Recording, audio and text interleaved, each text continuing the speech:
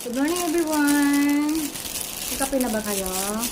Ako, ang iniinom ko lang ay tubig lang. Saka yung tinapay na dala ko kahapon. Ang Rubis. Masarap to guys. Yan. Alam niyo guys, kararating ko lang kahapon. Kaya ako aksidente. Pagdating ko dito sa bahay kahapon, kibikit akong tinapay pasalubong ko sa mga alaga mo. Alam niyo ba na napakain ko na silang lahat. Sip lang si Sky kasi nasa labas si Sky. May bibigyan ko sa kanyang tinapay, dalawa. Hindi ngayon, nung pagkatayo ko, tumayo ako. Bit ko yung tinapay. Ito naman si Choco, hindi ko naman alam. Bigla niyang dinakman, tinapay sa kamay ko. Ayun, nadali ang aking daliri. Ito yung hindi dito. Ang laki ng hiwa nito. Ang daming dugo talaga. Ang daming dugo. Di ngayon, nataranta ako. Tawag ko yung anak ko. Sabi ko, Je, punta ka rito, dali mo ko sa kasi nakagat ako ng asa, ganyan. Di ko sa ko rito. Di ngayon, dinala ko dun sa clinic dun sa may, sa may kabilang munisipyo. Pagpunta namin doon, sabi niya, susundin niya raw si Kiara at babalikan na ako. Sabi ko, sige nga, huwag ka nang bumalik at tatawagan ko yung papa mo sa kanya. Tinawagan ko yung papa niya. Kasama ko kahapon.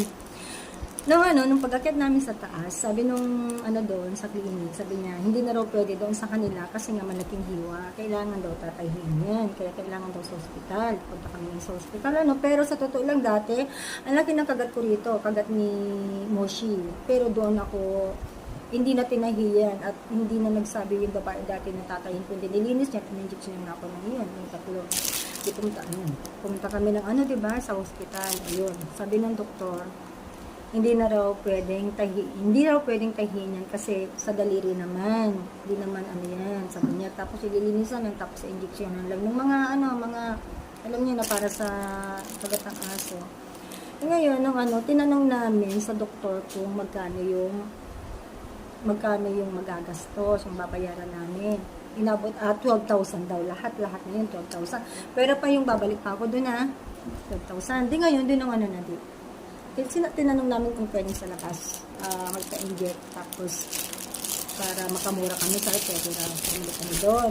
Na-injection lang ako ng 3. Tapos, balik ako nung bukas, Wednesday, at i-injectionan yung sa gilid ng sugat.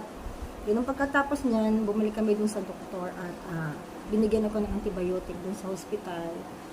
Tapos, syempre, yung tawag dito, yung